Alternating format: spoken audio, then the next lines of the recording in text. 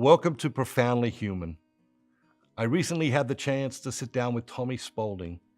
He is an author, a speaker, the former CEO of Up With People, and the founder of Global Youth Leadership Academy.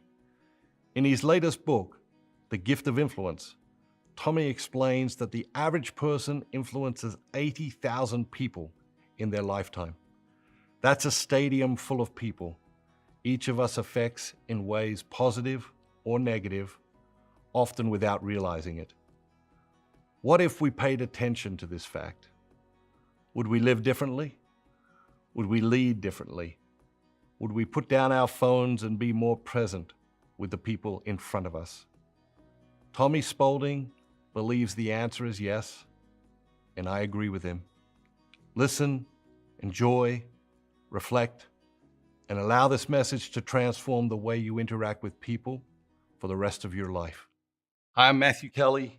Welcome to Profoundly Human. My guest today is Tommy Spaulding. Tommy, welcome. Great to be here, Matthew. How are you? I just got to speak to your team. It couldn't be better. Yeah, it was great. It's very powerful. Yeah, I was thinking about it. I didn't want to speak to him before because I thought I'd sweat and it wouldn't be all disheveled, but I got the Holy Spirit so wrapped up in my heart just to share my heart with your team. Now I'm excited about being with you. Thank you. Thank you. So some tough questions to get started. Are you a coffee drinker? I'm the only one that drinks decaf. And every Decaf. time I ask for decaf, they say, let me go brew you a cup. So you always get a fresh pot because no one drinks decaf. But in 2000, I had my last caffeine and I was jittering and said, I'm done. Got it. Yeah. What was it doing to you? It just makes me jitters. So I'm kind of clean. I like to drink water and wine and tequila. That's about it. Water and wine and tequila. Decaf once in a while. There you go. What about favorite food? I'm half Italian, or 48%. I used to say half Italian, but then you get these 23andMe, and then they give you actually a number. So I'm 48% Italian. So I love Italian food. But I spent a couple of years living in Japan. Yeah. And I just fell in love with Japanese food. What is your favorite Italian dish? Well, my mama, she cooks chicken parm that will just outrival anything. So she got the stuffed bread and baked clams, and then she does raviolis and chicken parm, Italian sausage. That's for the appetizer. And then we move on. Oh, she's the best. What about favorite movie? I'm a movie guy, so that's going to be hard. But, we're a hockey family. My stepson, Anthony, plays hockey. My little one, Tate, plays hockey at boarding school. Our dog is Gretzky. So I just got to say Miracle. I just love that movie. Just like the 1980 Olympics, how this junior, nobody, just the U.S. team takes on the giant of Soviet Union that won straight gold medals and so intimidated, and with leadership and heart. It's just, we just watch it over and over again. It's a fantastic movie. Yeah. Do you have a favorite scene or a favorite line? When the coach, her Brooks, says, I'm tired of those Russians winning. This is your time and take it. And I mean, it's like I'm like running to the screen. Get me on the ice, I'm ready to fight. It's just hockey guys have just a gift. I just dropped off Tate at boarding school in Shattuck, which is like the top hockey school in the country. They won national championships where Sidney Crosby, Nathan McKinnon, they all went there. We dropped them off, and the head coach, Tom Ward, who runs the prep team, and then the junior coach Christian, and these guys were talking about hockey. And I was crying. I was so motivated. Like, hockey guys know how to motivate. Yeah. And they're so real and so authentic. I was like, sign me up. I'll go anywhere. Just, amazing. So Tate's your youngest? He is. He's 14 and still mourning. He's 5 days into boarding school. Never seen the kid cry, ever. Even when he broke his collarbone. Kid has got full love, doesn't cry. He's been crying this week. He misses home. But by tomorrow, or by the time this video comes out, he'll be fine. It's me I'm worried about. Yeah, what's it like to drop your 14-year-old off to boarding school? I mean, the only analogy I can give, Matthew, is when I was in college, I went skydiving. And I didn't want to do the tandem with you jumping somewhere. If I'm going to do it, I'm jumping on that damn plane by myself, right? So I did the course where you pull the thing and the zip line and the static line. And when that plane got up there and said, okay, ready to jump, I just didn't want to jump. I mean, I paid the money, did the class. I'm ready to do it. But when that plane opens, something intuitively is that human body is not supposed to jump out of this plane. And they had to push me out. And that's the only way I felt with dropping Tate off. Mm. I get dropped off an 18-year-old kid when we dropped off Anthony at West Point. That was hard. Yeah. But he's 18, 19. But when you're 14 and you're going away, it just didn't feel right. I know he's where he needs to be, and he's going to do well there. But it was painful. Now, when will he next come home? Christmas. Okay. Yeah. Christmas. Mm-mm-mm. Yeah. But I'll see him in 5 days, 4 hours and 30 seconds. I'm going to see him. Talk to us about childhood. What was your childhood like? Where did you grow up? What was Tommy like as a kid? Yeah. I grew up in upstate New York. I have to be careful when I say that because the upstate people from New York say I live in the city. And then the city people say I live in upstate. I'm 25 miles north of the city in Rockland County in a little town called Suffolk, New York. My parents were school teachers. My dad taught English for 40 years. My mom didn't go to college, but when I was in high school, went back to college, got a degree, became a teacher. So they were educators. And my sister became a teacher. My aunts and uncles were all teachers. And I think I wanted to become a teacher, but the reality was school was really, really hard for me. Mm. And I struggled with dyslexia and just learning challenges, probably have ADHD, ADD, I had it all. And they didn't know what to do with kids like me back in the 70s and 80s. So they had this room called the resource room. And that's for the kids with dyslexia and autism and, all mental challenges. And that was my room, the resource room. And I hated that room, Matthew. The R word, was used a lot. And I hate that word. Where's Spaulding going? He's going to the retard room. And it just, I didn't want to be defined by that. Yeah. So I wasn't strong. I didn't have good grades. I wasn't very athletic. So I had to pick something I was really good at, and that was love. Anyway, I became class president, and I just really just served that school, and really found my confidence outside the classroom and loving and serving people, bringing people together. And then my senior year in college, I never thought I would ever play varsity football. I was a soccer player on the fourth team. I just was terrible. But the varsity football coach, Bob Valtiti, saw a leader in me. And he pulled me in his office right before my senior year and said, we need a field goal kicker. Have you ever kicked a field goal? Ever kicked a football? I said, I don't think I've ever thrown a football, coach. And he's like, I could kick a soccer ball. It's no different. Just take 2 steps back, 2 steps over. So he gave me a bag of footballs and a kicking tee. He said, Tommy, I really need a field goal kicker. If you can figure out how to kick a field goal. We practice during summer. Come to practice and tryouts on August 10th. And you can kick 10 in a row. I'll put you on the team. Mm. Well, I failed 3 classes that year. So I had to go to summer school. So after summer school, I'd take my bag of football to summer school. And then I would just kick hundreds of them. And I got my leg strong enough. Even today, if I took my pants off, which I won't, my right leg is bigger than my left. I just built muscle. And I kicked because I wanted to be somebody. Mm. And I kicked 10 extra points in a row and I made the team. And I was the varsity field goal kicker. We went undefeated. And in the championship, county championship, we were losing like Clarkstown North by 2 points. I didn't kick a field goal the whole year because Danny Munoz, our quarterback, always put in the end zone. I just kick extra points. Didn't kick a field goal the whole season. Last game of the season, we played Clarkstown North. They're winning by 2. And with 37 seconds left of the game, we had the ball. And Danny Munoz had to either do a 37-yard wideout to win the game or put me in for a 37-yard field goal. And I was just praying and yelling, put Munoz in. Like, you're not going to put the kicker in. And the stadium was packed. It was undefeated season. Both teams were undefeated. And my parents were there. My grandparents were there. Coach Bob Valtiti, he calls in the kicking crew. And my heart was just pounding. I couldn't even walk out in the field. I was peeing my pants. My legs were shaking. And what does the other coach do? Calls timeout. It's called icing the kicker. So now I had 3 more minutes to think about how I'm going to lose this game. And Coach Bob Valtiti, who passed away this year of cancer, he walks out to the field. He was a big man. And he just spoke so calmly. And he said to me, I didn't put you on this team kick winning field goals.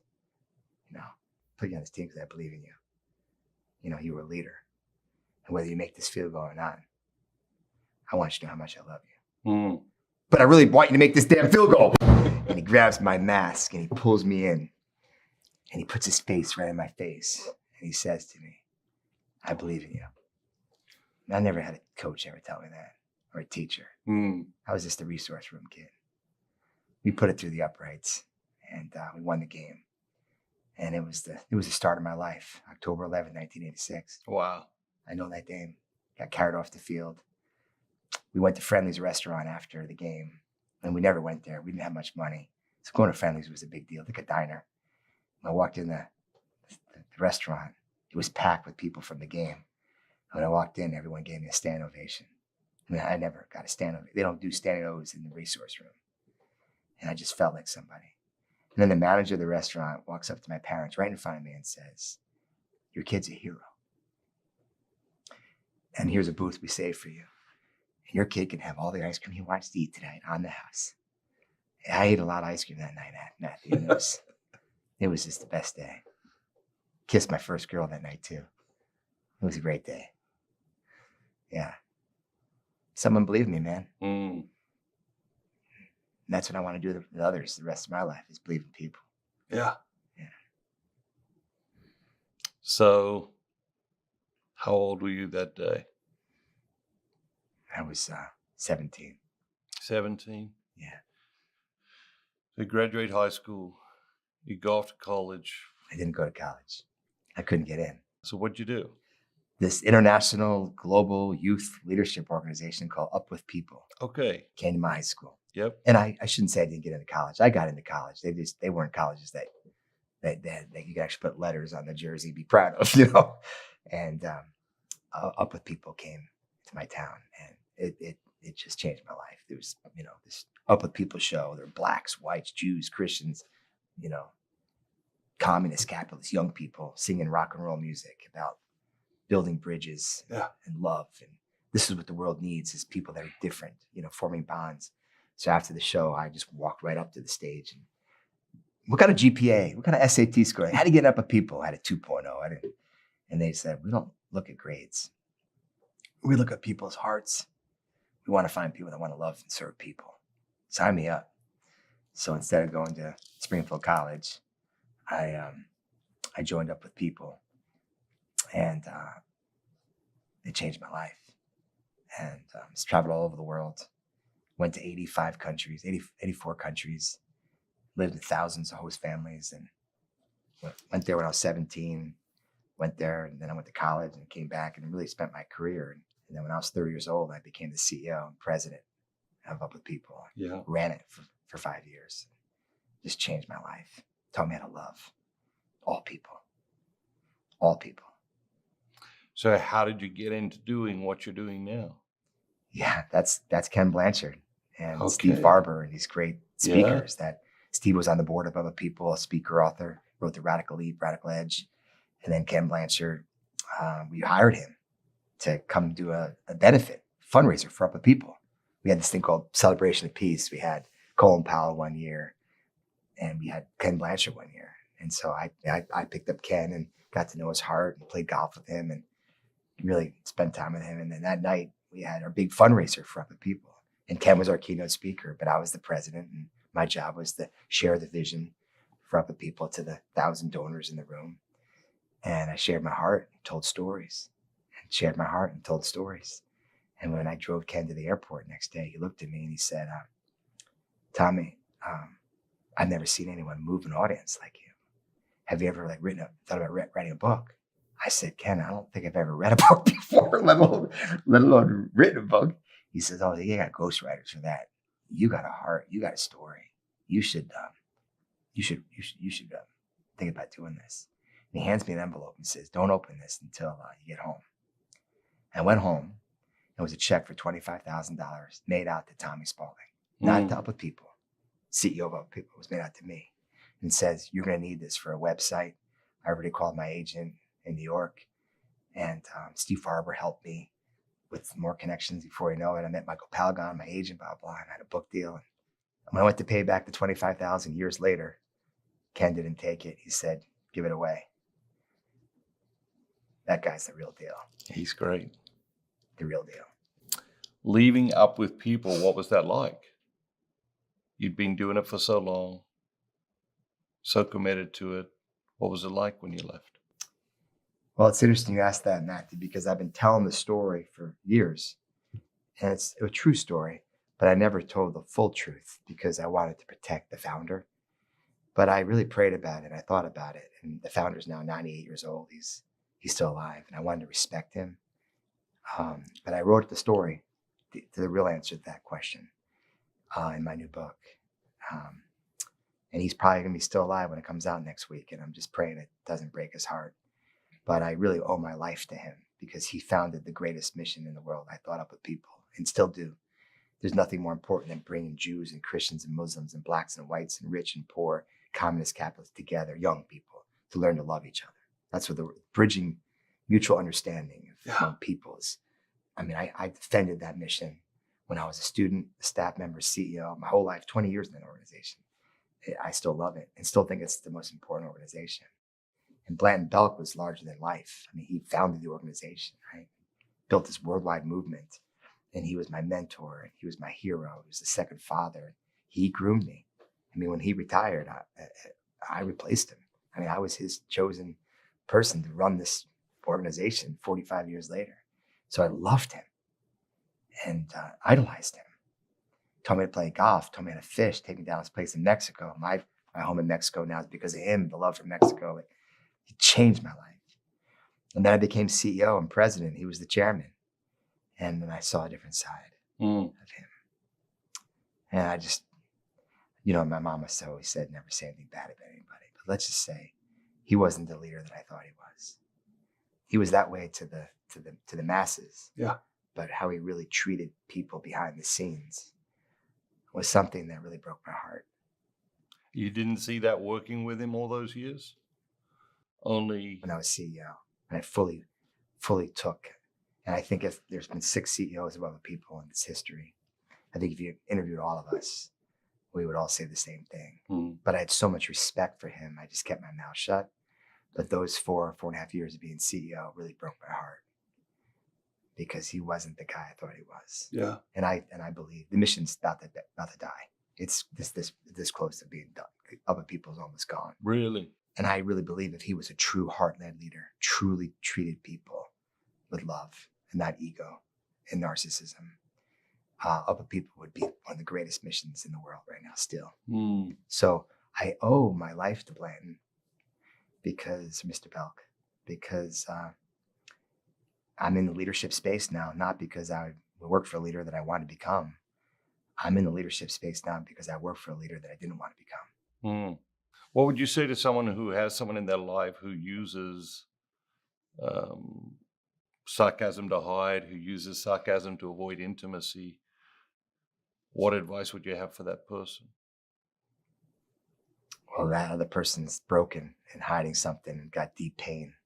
And so I challenge you to go to them and say, I love you unconditionally, and get to know that story.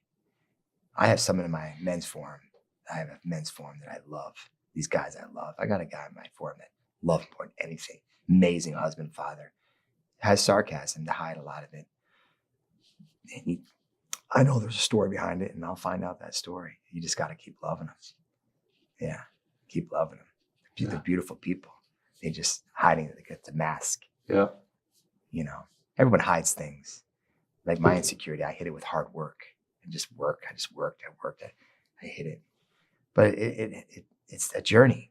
Yeah. I just had a retreat this weekend called the Tommy Spaulding Man of Faith retreat. Had like 28 guys, CEOs from all over the country, high-level CEOs, come in for the weekend and really learn about how to be a heart-led leader. One of the CEOs, a guy named Jackson McConnell, runs an amazing bank in Georgia, one of the most successful small banks in the country. He's been to a lot of my retreats. He's been to my marriage retreat. His daughters have done my leadership retreat. So he's bought in. He's bought books. I've spoken to his team. So he knows my heart. The last exercise of the weekend was just a couple of days ago. I asked all the guys to write a love letter, to their wives. Because the night before I had surprise love letters. I contacted all their wives. Surprised. them with the love letter from their wife. So they got the love letter, got to feel that love, and I wanted them to return it. But Jackson didn't write a love letter to his wife, probably because he's been to my retreat a bunch of times, so he's done it before. But he wrote the love letter to me. I just got this letter on Sunday. Today is Tuesday. So I'm on the plane reading this 3-page handwritten letter. And he basically says to me, Tommy, I bought your books. I've had you speak. You changed my wife's life, my kids' lives, my life. I love you. But do you love yourself? I just watch you and you give and you give. And you're on the road 250 days a year. And you tell this story about the stadium, all these people, of 80,000 people. But I'm concerned about the 4 people, your wife and your children. They'll be sitting right there front and center stage. Do you spend enough time with them? Yeah. But he really challenged me. Do you love yourself? I mean, what are you hiding? And I just wept. And this was a couple of days ago. Yeah. Because the reality is maybe I don't. Because I had this teacher in high school named Mrs. DeZini. She was my 10th grade typing teacher. And I told her I wanted to go to college and law school and change the world. And she said I was stupid. She literally said those words.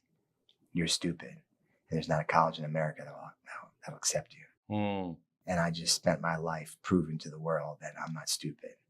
And no amount of books or no amount of houses or no amount of money I have in a bank account. And I just go and charge and charge and charge until I got that letter on Sunday. I realized I'm still chasing something that I'll never get. I'm just trying to prove to the world that I'm not stupid. And it's time to stop and give my worth to God. Yeah. Only God. Yeah. It's just, so my answer to my question, Matthew, is I teach this stuff. I read books about this stuff, and I'm learning this stuff. I just learned it on Sunday. And we got to love ourselves to really, truly love other people. And the only one's going to love us unconditionally is Jesus Christ. You talked about hockey. You talked about football. Do you have a favorite sport? I'm a baseball guy. Yeah. I'm a New Yorker. I love the Yankees.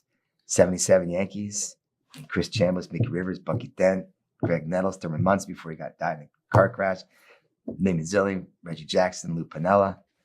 You got Catfish Hunter on the mound, Brian Goodray, Tommy John, Catfish Hunter. I mean, you grow up with those guys, you just love the sport.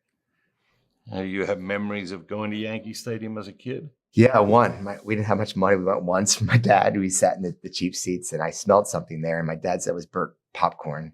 And I learned later that was marijuana. I never smelled it before. My dad was a great guy. He loved his kids. We just never went. He hated New York City. He hated the Bronx.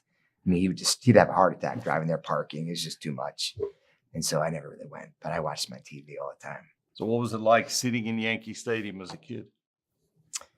Yeah, it was amazing. Even the seats right up top. It was just to be there. And when Tate was born, I wanted him to be in Yankee Stadium. And they were going to tear it down after they built the new one. And I took him to one of the last games at Yankee Stadium in the back in seats. And I got the same section my dad took me. And he's in a baby Bjorn. But he didn't grow up liking the Yankees. He's a hockey guy. Yeah. He wanted to be like his brother. So he goes to baseball games with me. But we have a hockey family. And my wife, Jill, she loves hockey. Our dog's Gretzky. I mean, we got a hockey family. Now, did Jill like hockey before? No. She loves her boys, and she just grew up going to all the boys' games, and she just loves it. But she gets on that TV now and screams and yells. She goes crazy. I mean, it's really cool watching my wife fired up for the Avalanche. Yeah. We won the Stanley Cup this year. Yeah. Which was awesome. And yeah, it's pretty cool. You've been to 85 countries. 4. Met so many people. Who is the most interesting person you've ever met? Wow. Well, I got to live in Europe for a few years with other people and lived in Japan for a couple of years. Australia. Probably that story I told this morning to your team when I was in business school in Australia.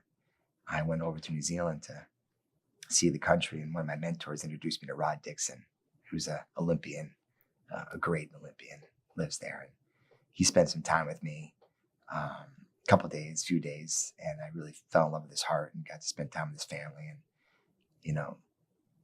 just a guy that won the New York City Marathon, Olympian, just was, one of the most decorated New Zealanders of all time. And he was humble and down to earth and hung out with me. And after my visit, he took me to the train station. I just said, Mr. Dixon, I got a question. I spent the last 3 days with you in your house, your office, your ranch, met your staff, met your office, people, and wife, kids, and been in your home, and nowhere to be found are your Olympic medals. Like, I heard you went to like 4 or 5 Olympic games, and I heard you won the 1980 New York City Marathon. Like, where are all your medals? And he said to me, oh, Tommy, all that crap is in a shoebox up in the attic, collecting dust where it belongs. Because I'm not gonna be measured on my awards and my medals. I'm gonna be measured on the people I love and serve. And he drops me off. I had no idea that 20 years later I'd be writing leadership books, but I wrote about him. And humility is everything, Matthew. You could be so good at what you do, no matter what you do in life, whether it's hockey or business or the doctor, whatever you do.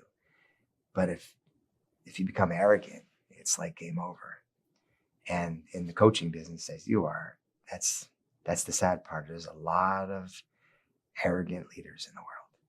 We need more confident, humble leaders. Yeah. So I've decided to dedicate my life to building those types of leaders. And you start at high school, get them young. Yep. And then you do your job well and get the high school kids to understand humility. You don't need to coach the CEOs because they've learned it when they were 16. Yeah. I guess that's why I'm so passionate about working with youth, because they're formidable. You can teach a kid how to live a life of others. Yeah, the big decisions of their lives are still ahead of them. I think very often, people will write to me, or I'll meet people, oh, I read your book. But very often they've made all of life's big decisions. Some of them have been made poorly, and they're trying to make peace with those poor decisions or unravel parts of those poor decisions or having to live with some of those poor decisions. I think what you do with the young people sets them up to make good decisions, and there's only 5 or 6. You get those 5 or 6 decisions right, and it changes your whole life. So we're going to talk about the work you do with young people in a minute, but before we get into that, you have so much going on in your life. You're writing books, you're speaking, you're doing these retreats, obviously, family. What are you most excited about in your life right now? Instantly, I go to my career because that's where I spend so much time. I got a new book coming out in 2.5 weeks, and I think it's going to be a game changer. And got a great staff that we're growing our company, and I'm excited about that. But I don't want to answer that question that way. I want to be a better husband. I actually, my dream in life is to become the guy my wife thinks I am. Become the guy. If you look at the back of my book, all those amazing quotes you get, I want to become that guy. It's a journey, right? What makes you think you're not that guy? Well, one, I'm hard on myself. Yes. I'm real hard on myself. Yeah. But some gentleman said something at this men's retreat last weekend that our goal in life should allow the people that know us best to love us the most. And that's the greatest litmus test of the world, is if the people that know you the best love you the most. That's most important. And I do think Anthony, Caroline Tate, and Jill for sure love me, and I love them. But my father, Matthew, with all his flaws, sat at that dinner table every night my entire life. I have zero memories of my dad not being at the table. I missed a lot of dinner tables. Yeah. And I could argue that I'm still a great dad, Yes. and a great provider, and changing the world, and that's all true. But I missed a lot of games and a lot of dinner tables to build this, movement that I'm doing. And I got a great supportive wife and great supportive kids. But I got 2 more years with Caroline at home. Yeah. I'm not missing any more games. Yeah. I gave her my schedule to my agent. Reroute the plane, buddy. We're stopping in Denver. Caroline's got a JV field hockey game 5:30. We're going that game. Yep. And you should see my schedule back there. I'm doing a speech in LA, and then I'm flying back to Denver, crazy, but I'm not going to miss those games. Yeah. I got 2 years, and I want my daughter to marry a strong Christian man. And my role is to make sure that I model that. She's going to marry what I model. Yeah. So I've made a lot of mistakes because I put so much eggs in this career. I missed a lot of stuff. And so I am hard on myself, but I can be a better, more present father. And I know I got a lot more in me to be a better husband. We were together a few months ago in Vienna Having schnitzel. on pilgrimage, having schnitzel. I love How schnitzel. good was the schnitzel? I mean, how good was the schnitzel? Well, there's not really bad schnitzel. It's It's just all good. I remember that lunch. It was a 3-hour lunch. All my lunches with you are 2 or 3 hours. It's impossible not to just dive into our hearts when I talk to you. It's good for us. But your family was with you. Yeah. And I get the sense that they would see what you're describing differently. Yeah, probably. You know? If my wife was right here, she'd say, "Oh, Tommy, you're a great husband. You're a great dad." I'm hard on myself, Matthew. Yeah. Probably too hard. Why do you think that is? Because I still have a lot to learn about how to love myself, who I am. Now, let me change the question. If you were coaching someone who is as hard on themselves as you are on yourself, what would you say to that person? I'd probably bench them until they figured it out, that they're enough. Yeah. You know that movie, what's the movie with Hugh Jackman? Help me out there. It was like the dance and singing in America. Greatest Showman. Greatest Showman. Yeah. Oh, I love that movie. And there's a song on it where that woman that from England comes over and sings the song in the theater. And he's married, but it's impressed with this woman. She sings a song called, I'm Never Enough. And it's my anthem. Like, I'm never enough. I'm never enough. And it just moves me. And it's a sad anthem, by the way. That's probably why I'm a workaholic and, constantly pushing the needle. So there's some positives about being driven. But I think if I was a coach to someone like that, I would say, stop and smell the roses and look at all the people around you that just love you, important people around you. And be happy with who God made you. And just go to bed at night knowing that you're doing good. Well done, my faithful servant. Well done, my faithful servant comes from God. And you're never enough. Never enough. It doesn't come from God. No, I think that is an anthem that a lot of people have on repeat in their life, either because they, have some sort of broken, dysfunctional relationship early in their life that has injected that false belief into them, or we live in a culture where, marketing executives are constantly reinventing ways to make us feel like we aren't enough, and so that we need different things or experiences. So I think it is not an uncommon thing for people to feel like they're not enough. Yeah. When you write books, you've written a lot more than me. It's amazing how you write all these books, and then the last days before the book is due to the publisher, God just gives you these stories. So I was trying to figure out how to wrap up the gift of influence, and I was thinking about this dinner that I went to, and I went to this dinner party with new couples that some of them wanted to connect all of us. So I sat next to this woman, and her job was she was a hospice nurse, and I said, "Wow, that's an amazing job." My grandfather died in hospice, and I never helped anyone get to heaven. That was the first time I saw someone die was my grandfather. What's it like? She was, I've been a hospice nurse for almost 40 years, 36 years. So I've helped, thousands of people get to heaven. Well, she just had me at that. And I'm like, what was that like? She said, well, a lot of sadness because a lot of these people are alone. Yeah. A lot of them just don't have the loved ones that are there. And it just broke my heart. But she said, but they all say the same thing. Every one of them. Doesn't care what religion, or how much money they have or don't have, or color of skin, if they have family there or not there.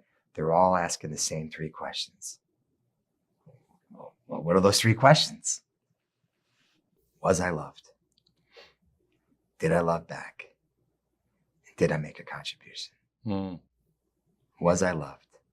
Did I love back? Did I make a contribution? That's what people were saying on their deathbeds. So I wrapped up the gift of infants saying, now that we know, after a woman that helped thousands of people get to heaven, and this is what they're all saying, those are the questions that we asked. Not how many books did you sell? What was your GPA? What was SAT score? Where'd you go to college? How much money did you make? Was I loved? Did I love back? And did I make a contribution? How would you describe yourself to someone who didn't know you? I love. I want to be real and authentic, and I'm vulnerable, transparent. There's a goofy side of me.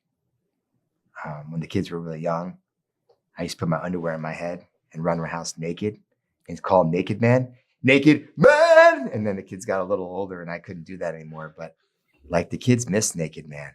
Like they used to love it. They'd be watching a movie and I'd just like streak, like fun.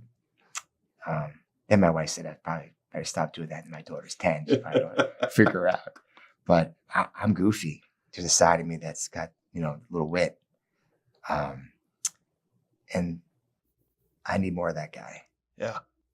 In our business, you get in this world where people are reading your stuff. Now you're writing a blog and millions of people are reading your stuff and you feel more responsible and you have to be a little more mature and you can't be as more goofy. But I got a men's forum group and I got a small group of friends. There's a lot of, I don't have a lot of noodles in my strainer anymore. It's just a handful of people that I could totally be myself with. And I love those guys. Yeah. And I love those girls because I could totally be myself and I'm goofy, funny, and prankster. And that's the side of me that I miss. We all take ourselves a little too seriously. And I'm probably guilty of that sometimes. You spoke earlier about working with young people, and for a long time now, you've been doing the Global Youth Leadership Academy. Yeah. Tell us about that. Yeah. Well, I remember when I was in high school and I went to my first leadership camp when I was 15, and it changed my life. I didn't get my value from my grades or AP classes or SAT scores or ATC scores or all these schools accepted. That's not where I got my value. I got it outside the classroom. And I think a lot of high school kids are going through that. Maybe they have the grades, but they don't get their value at home, or maybe they get their value in the athletic field. But high school kids are just trying to find who they are. Yeah. And so when I left Up With People, I wanted to start my own movement. So I started the National Leadership Academy 23 years ago. And it's still going on. It's basically a youth program where we have hundreds of high school kids that come to Denver for 5 days, and they learn about love and servant leadership. And we have, half of them are Black, half of them are white, Jews, Christians, public school kids, private school kids. And by the end of it, 23 years later, we did every June. By the end of it, that Sunday when you pick them up, you got to peel these kids off each other. And then 20 years ago, we started the Global Youth Leadership Academy, take 40 kids to Europe every year. We just took 40 kids to Greece last month, not 2 months ago. And it's the best thing I've ever done, Matthew, because when you coach, you speak, or you write, you're having change. But when you're doing the Global Youth Leadership Academy, you get 40 high school kids that are every color skin, every religion, every background. Half our kids are full scholarship kids. Yes. Inner city kids that never been on an airplane before. Yeah. And they come together with kids like our kids and drop them off on Monday. And then the following Monday, when they fly home, they're like different. Like you actually see change. And then get phone calls from parents like, what the hell? What happened over there? My kid's like doing the dishes and asking me questions and thanking me for all the hard work it was being being a mother. And what are you doing? And I love that kind of stuff. Yeah. And it's just powerful. So one day I won't write books or speak. I will always work with high school kids. They're the future. And you get a high school kid fired up about making a difference in the world. Yeah. And loving all people. I mean, I'm a Catholic, love my faith, but my God, my Jesus wants me to love all people, every color skin, every religion, every sexual orientation, everybody. And not just to say you love them, but actually invite them to your table, invite them into your lives, and actually befriend them. That is what God wants. Not you're going to heaven, you're not, or I'm a Christian, you're not. Like, no, we are called to love and serve all people. Even though I don't say that because NLA and GYLA are not, it's a non-Christian. But they feel it. Yeah. And by the end of at GYLA, I'll show you videos or pictures. These guys are loving each other, hugging each other. Inner city kids never met an outer city kid. And you teach them that. They have the rest of their life to go out there and become ambassadors of love. It's pretty cool. Mm. Now, Greece this year, your daughter was there for the first time, yeah? This was crazy, Matthew. What was that like? Oh, first of all, it was amazing because my daughter, Caroline, is a pretty amazing person. And I think she struggled in her 17 years because she's got this older brother, Anthony, who is literally King Kong, ripped, strong, captain of the hockey team, goes to West Point. He's a sharp guy. And looking at that. Then you got Tate, who is, one of the best 14-year-old hockey players in the country and got an incredible gift. And so she sees that her brothers have this hockey and what's her thing? But she sings, she dances, she's got great grades. She's in the school musical, she's got the lead, all that. But she loves Jesus. I mean, she's just got this, she goes to Bible camp and just loves her faith. She's amazing. But she's hard on me. I got 2 boys, easy peasy. Daughter, one day on Tuesdays and Wednesdays, you knock on the door. Come on in, Daddy. How's my day? Thursdays and Fridays, walking. Get out! I mean, and you just don't know what day of the week you are, and that's just hormones and being a dad of a 16-year-old, a 17-year-old. But she knew about GYLA, and she heard me talk about it. But I've made a very conscious decision that when I come home, I'm just Tommy. I'm Dad. I'm not Tommy Spaulding. I don't think my kids have read my book.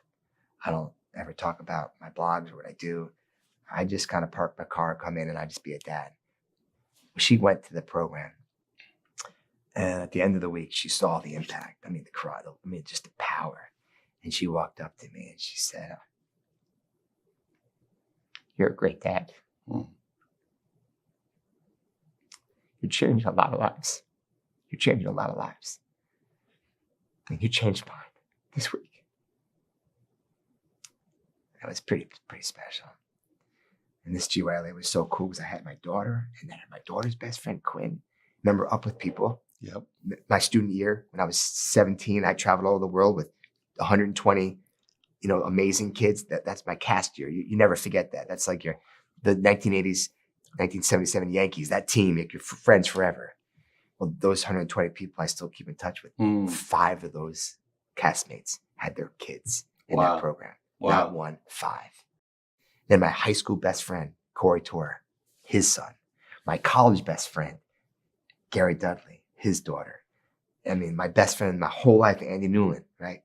His daughter, right? It was just like the greatest hits of people. And then these inner city kids in Memphis and Salt Lake and just everywhere. It was just the most amazing thing. Best group I've ever had. And it was just life-changing. How do you decide who gets a scholarship? Well, we're a small organization, so I just go to my friends in Memphis and friends, in cities and say, partner with the church, partner with Boys and Girls Club, and they'll help identify the right person, and then that person funds it. But we have a great partnership at Boys and Girls Club. There's 6,000, 8,000 kids in Boys and Girls Club, and we say, who's the Boys and Girls Club Kid of the Year?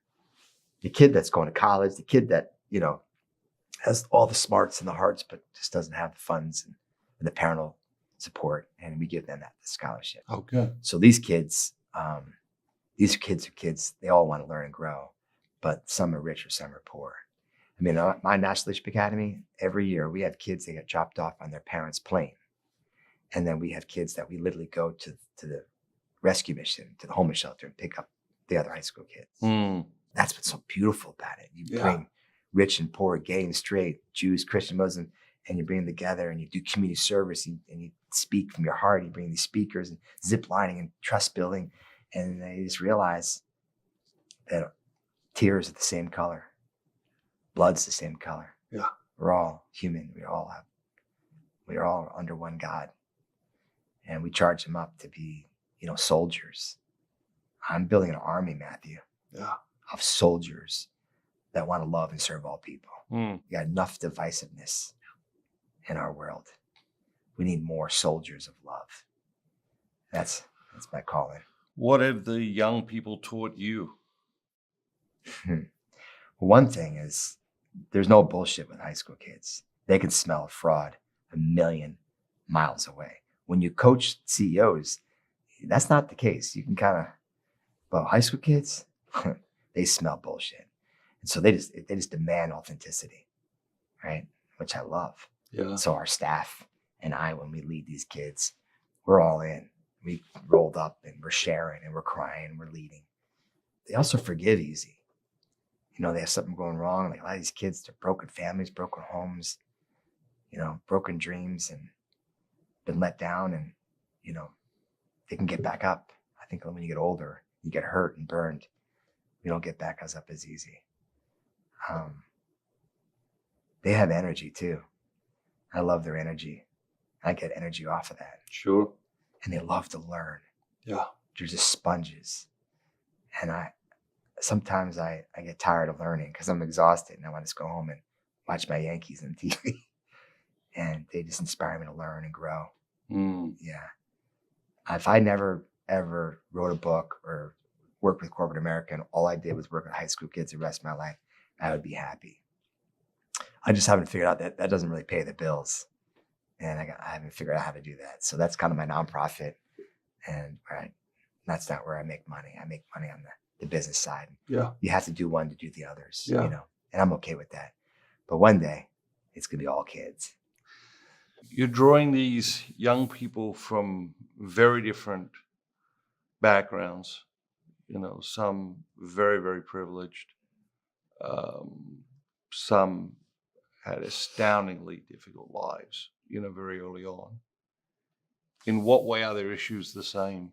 They all have issues. Yeah. They all have anxiety. They all have fears. And I think a lot of times we look at the inner city people as, the inner city people, they have their challenges and it's the more time you spend together, we all have different issues. We all have family issues. We all have self-confidence issues. We're all kind of one, and they love easily. Yeah. They take off the mask right away. And the kids are teaching the break dancing and the dancing, the moves and the country music, and everyone's just kind of sharing their cultures. And I mean, there's nothing better than really pouring into kids and teaching them how to love and serve, challenging them to be the next generation of leaders. Yeah. In my humble opinion, Matthew, the next generation of leaders are humble, and they're genuine, they're authentic, they put others first, and they love, and they serve all people. That's the generation that I want to. You're not going to find that in DC. You're not going to find that in most churches, most temples, most synagogues. We live in a divided world. Yeah. I want to share the other message, a non-political, non-religious message of love. Yeah. By the way, corporate America needs the same message. Well, people are people. It doesn't matter if they're at work or at home, right? The needs don't essentially change. You have a new book, and I want to talk about that, but let's walk people through how we got there. Your first book was It's Not Just Who You Know. What's that about? 15 years ago, first book. But I actually am most proud about that one. That's very autobiographical, how you ever say that word. You got it. Yeah, I got it. It's a lot of my story, but basically what that book's about is relationships. How do you build? Why we should build authentic, genuine relationships. And we live in the world with such transaction. I do this for you, you do this for me. I help you, you help me. I don't believe in that world. Yeah. To have relationships where you just give and serve and love and expect nothing. So really, the book's kind of measured like the 5 floors of relationships that we all have. And challenging the reader that every relationship you have, whether it's personal or professional, lives on 5 floors. The first floor is transactional. Hey, Matthew, how you doing? You say, good. And I say, I'm good. And it's just kind of that transactional. You could be having a crappy day or I could be having one, but it's just transactional. Here's my deposit. Here's my latte. Here's my money. It's transactional. Bye. It's first floor. We have them every day, hundreds of them, right? Checked out of the hotel. I'm going to go on the airplane, the taxi driver, or the Uber driver. Like, you have them all the time. Transactionals. Second floor relationship is what I call NSW relationships, which is new sports weather. How the Reds doing tonight? How the Reds doing in Cincinnati? How's the weather? What's going on? Like new sports weather. It's small talk. Yep. And small talk's important. You need to have that. Where'd you go to school? Where are you from? What's the weather? But some people never move beyond that. They have relationships with their customers or clients or family members. That's all small talk. Yep. You got to move to at least a third floor. We're a little bit more vulnerable, more open. And you ask questions that are meaningful and you get to know someone's story. You move to a fourth floor. Not only you vulnerable, but the other person becomes vulnerable as well. And then you really start sharing, love and concern, and you want nothing from them, right? And then you move to a fifth floor. And that's when you have relationships that are just pure love. And all you want to do is help the other person be successful. And pure authenticity and vulnerability and truth. And those are lifelong customers or lifelong employees or lifelong spouses that stay with you because it's real and authentic.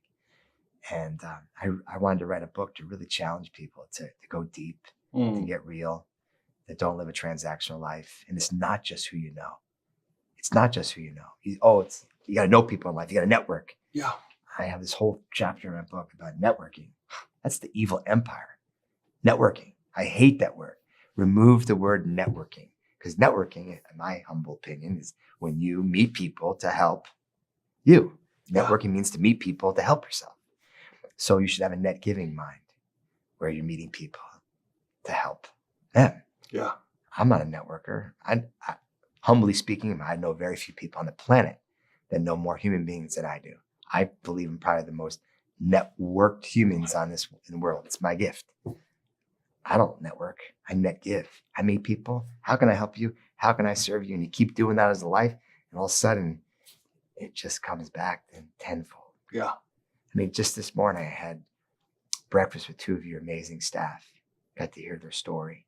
We could have easily had a transactional, how the eggs, that looks healthy. That looks good. One person had pancakes. That made me envious because my wife told me no more pancakes. And so we could have had that conversation, but we were crying. Yeah. We were sharing.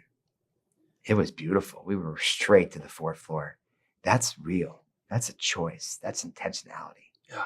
I wanted to write a book to challenge people. We got enough fake people in the world, takers in the world. We need more givers. And the best relationships that last are the ones that give. That's the first book. I love that book. Second book is Heart-Led Leader. Yeah. What is a heart-led leader? Someone that wakes up every day and puts others before themselves.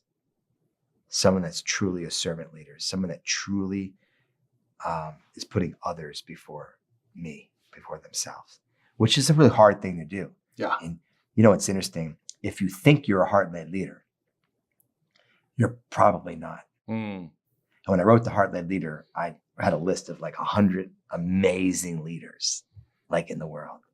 Like the Frank DeAngelis and the Cheryls and like all the people you read about, these amazing heart-led leaders, Jody Rowland, and just Jimmy Blanchard, like these amazing leaders that I know. And I called them all, said, I want to write about you. By golly, Matthew, it was like all 100 people all over the world that don't know each other. It was almost like they had a conference call before and said, when Spaulding calls you, let's all tell him the same answer. You know what they all said? I said, I want to write about you. You're the greatest heart-led leader. Like you're a servant leader. I want to write your story. And they all declined. And they said the same thing. You should have heard how I spoke to my wife this morning. You sure heard how I kicked one of my employees out of the office the other day. You got the wrong guy. Yep. You got the wrong gal. I got a long way to go. So what I realized, the greatest heart-led leaders that I know, If you think that you're a heart-led leader, you're probably not. That heart-led leader is not a destination. It's a journey. Yeah. Every day you got to work. People think because I wrote the book, I am one. Oh my Lord, I got so much work to do. Yeah. Heart-led leadership. That's what that book's about. Really leading with love. Really living a life where you put your customers, your clients, your employees, your family truly, authentically first. And what that does for results is astounding. Yeah. You do a lot of work with CEOs, leaders of all sorts. A leader comes to you and says, Tommy, you know, I want to be a heart-led leader. What do I do? Where do I start? What would your advice to that leader be? Well, first of all, if someone does that, that's a beautiful thing, because there's a guy that wants to, or a gal that wants to become a heart-led leader. A lot of times I'm hired, it's the chairman of the company saying, we're a Fortune 100 company. My CEO is a narcissist, doesn't think he needs help or she needs help. Yeah. Can you come in? That's most of my invitation. Yes. But what I do first is I just kind of do an audit, right? I kind of ask that CEO, how do you think your peers, your direct reports, your employees think of you? And they would tell me something. And then I would talk to his direct or her direct reports and her employees, and I ask how they feeling. And 9 times out of 10, there's a disconnect there, right? That usually the leader thinks they're here, but they're not really here. Yeah. So it's this recognition that, you really got to work on your heart. But it's such a beautiful place to be in that coaching world now, because, 100 years ago, leading by fear, command and control. A leader knows all the answers. A leader's never wrong, right? You fear the leader. I mean, that was it. Yeah. All leaders. And in a sense, when I was talking about Blanton Belk before with other people, he was that kind of leader, right?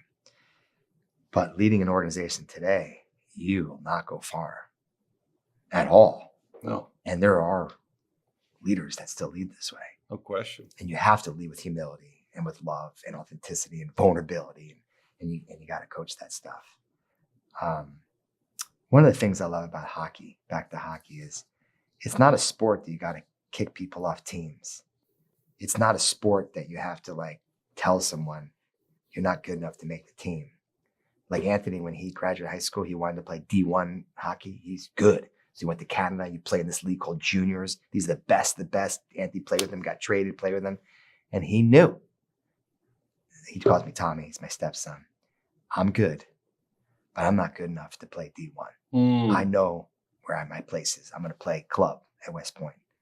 Anthony, no, you're going to work hard. I want you can make D1. I'm trying to Tommy, I know where it's interesting. You just know. They know when the game's over. And I wish there were more leaders like that. Yeah. That just knew, I need to learn this stuff. Yeah. I need a different leadership philosophy. This command and control, this fear, this manipulation is not working anymore.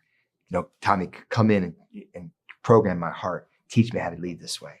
And when you have that kind of client, it's just fun, because they really want to grow and learn. But most of my clients, the ones that have broken marriages, broken organizations, and they need me to come in to heal. And usually when you have a broken family, you got a broken company, right? Usually. And so trying to teach grown men and grown women how to love differently has been a challenge, but I really love it. I'm really good at it. And I just love doing it, because you can change companies. Yeah. You change someone's heart. You've just changed an organization, and yet you change the family. Yeah. And you change the marriage. It's really cool work. Yeah. Your new book, The Gift of Influence, your publisher sent me an advance copy, so I had a chance to read it. Most people do not think of themselves as influential. What would you say to those people?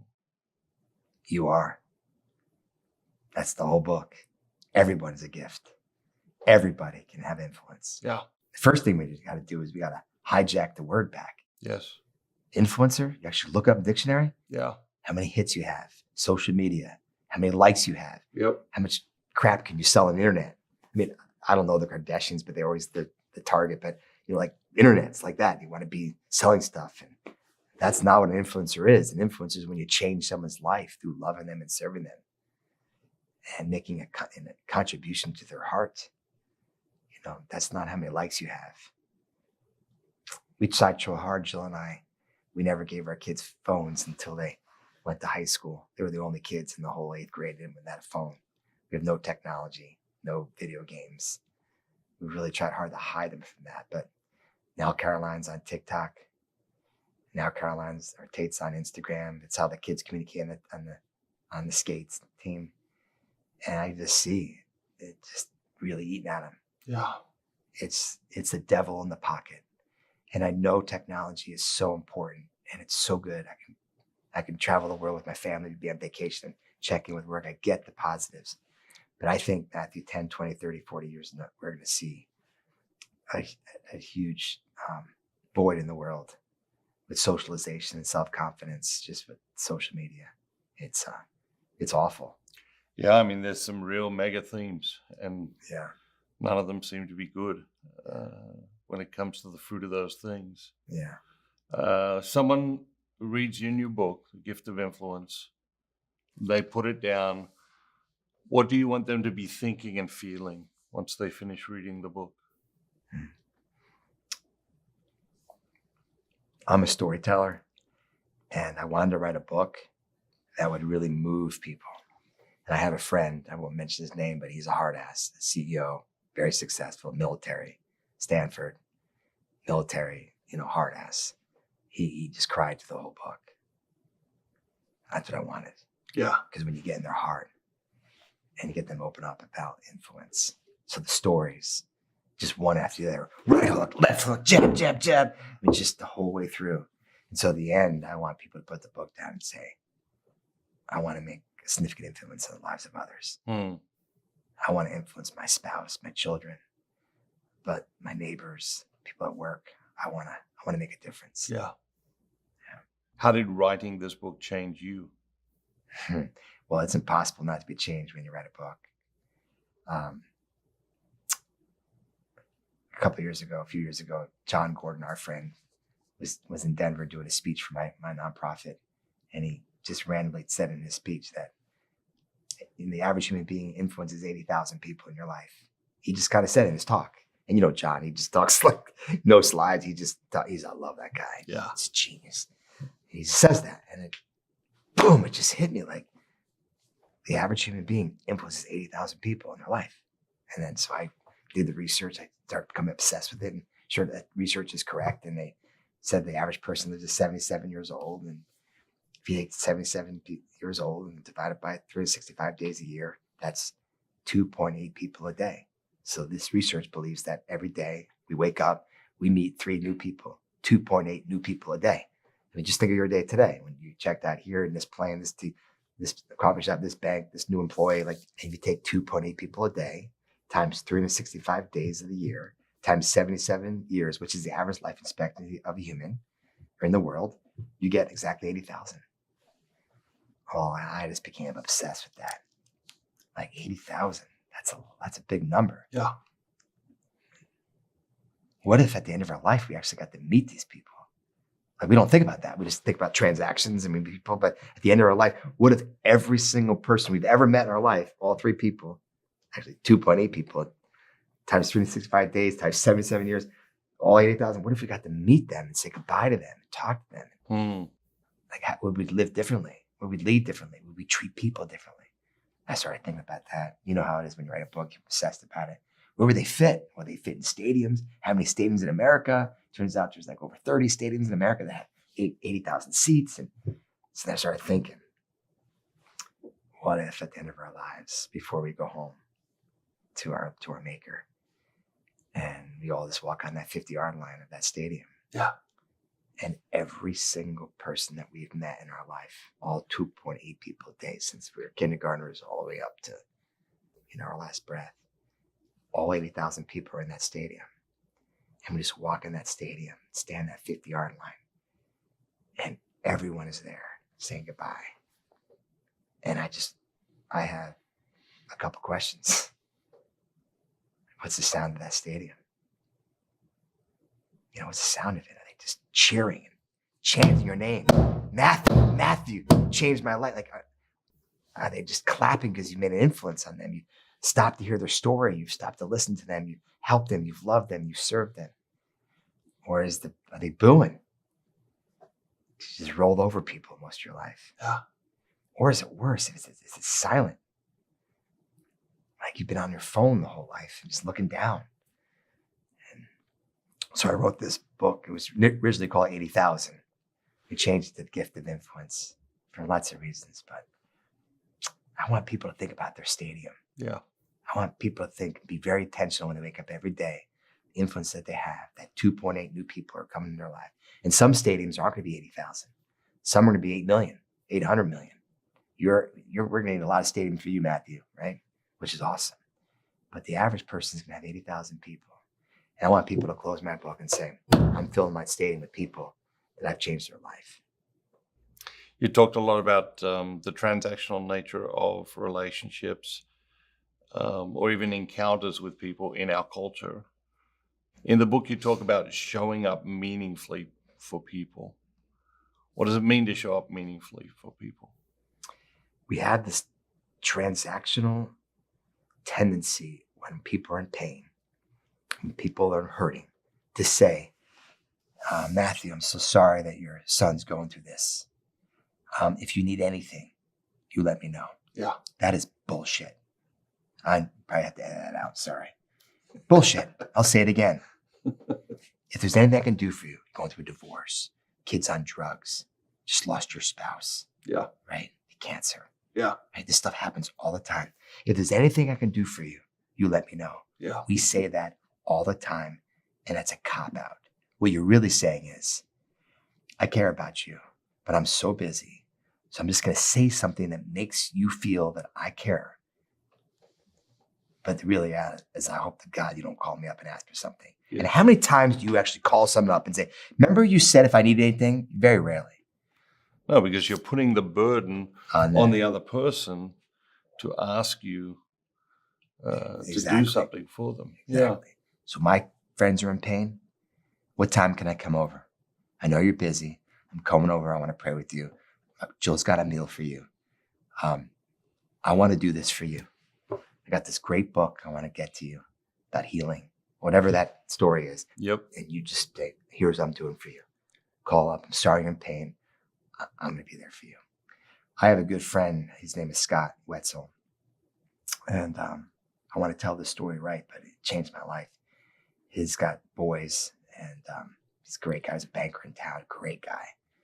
And he in Charlotte raised these kids. And his high school student, maybe 5-6 years ago, was a victim of cyberbullying. Yeah. He got really bullied. And these kids were awful. You're such a wuss. You can't even jump off a bridge, right?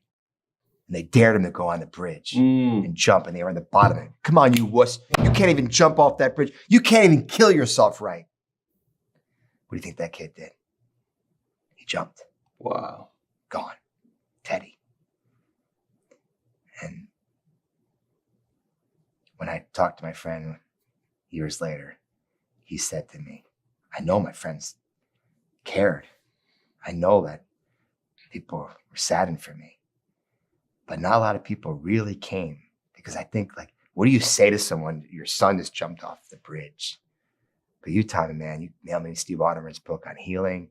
You called all the time. You showed up. Like, man, when people have pain, you run towards them. You run right in their life, and you run alongside of them. I think our intentions are pure, but I think we get scared and we don't know what our place is. And, maybe, someone else is bringing a meal. But I told you this last night. I told you the whole Brooke Shields story. Yeah. At the ball game. Brooke Shields didn't go to her senior prom in high school. She was on the cover of Teen Magazine, People Magazine. She was the most beautiful 6-year-old girl in the world. She just did Blue Lagoon. She was literally the biggest star. And she was a high school student in New Jersey. And no one asked her to the prom. That's why she didn't go. because everyone assumed Brooke Shields got a date because Yeah. she's beautiful. No one, you know what? If I knew she needed a date, I would have asked her. We can't assume that someone's taking the meal, someone's sending a book, someone's praying, someone's stopping by. When people have pain, intentional, they have meaningful effort to change people's lives by showing up. Yeah. Showing up, Matthew. Yeah. We're really good about saying what we want to do. You need anything, let me know. That ain't showing up. The people in my stadium, they're going to be clapping hard because I showed up, and they showed up for me. Yeah. I got a friend, Marshall. He was Marshall Patan. He was the GM at the Brown Palace. You've stayed there. It's a fancy hotel in Denver. And he was there forever. Like, he was the Brown Palace.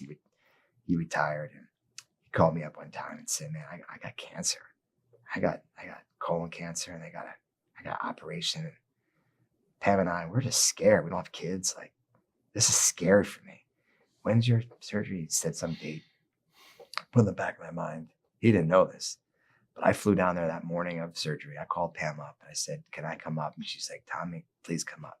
When he wheeled out of that surgery, he finally woke up. There was Pam and there was me at his bedside. He woke up. He just cried. I rubbed his feet, loved him, got in a plane, had to go somewhere else. I was busy, as we all are. Yeah. And like a year later, he takes his motorcycle and he drives it, from Scottsdale. He's retired all the way to Denver. And he liked the trip, but he finally got to my house. He gets off there, he gets in the saddle, he pulls out this gorgeous bottle of bourbon, like a really, really rare bottle. And he said, I wanted to hand deliver this to you. And I wanted to drive because I've never had anyone show up for me like that. When I had cancer, when I was there at the operating room, you were there.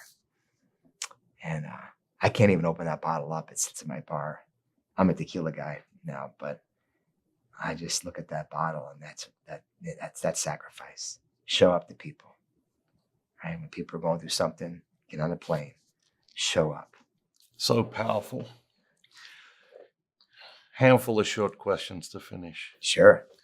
If you could host a dinner party with anybody from history, who would you invite? Oh, Abraham Lincoln. Yeah. Oh, hands down. I know I'm supposed to say Jesus, but he'd be second. I love Abe Lincoln. I love him because he understood what I believe. Love all people. Yeah. He saw there's slavery. People are against it. He saw unionization. He saw colonization. He saw a divided country. He saw differences, the same we have in our country today. Yep. And he knew, united we stand, that we had to be together. And he had the guts to do that. That's number one. Number two is the guy failed at everything. Lost state legislature, left state senate. He failed printer, failed every business, everything he's ever done, he failed at. And then he became president, didn't give up. He saved our nation. He saved our nation. Destiny. Yeah, he saved everything. Yeah. What about if you could be physically present for one moment in Jesus's life, which moment would you pick? I want to watch him on his knees, washing the feet of his disciples. Because that to me is the most moving, meaningful thing. I want to be there. What I want to watch is I want to see the faces of those apostles. Yeah. I want to see what they're like, the shock, like, oh my God, Jesus is on his knees washing my feet. How uncomfortable that is. Because I want to burn that memory in my heart, because that's what I want to do every day. Yeah. Metaphorically. Yeah. As I want to wash the feet of every human being that comes across. I want to wash their feet. All right, last two. Yeah. One very worldly, one very otherworldly. What's your favorite material possession? My favorite material possession.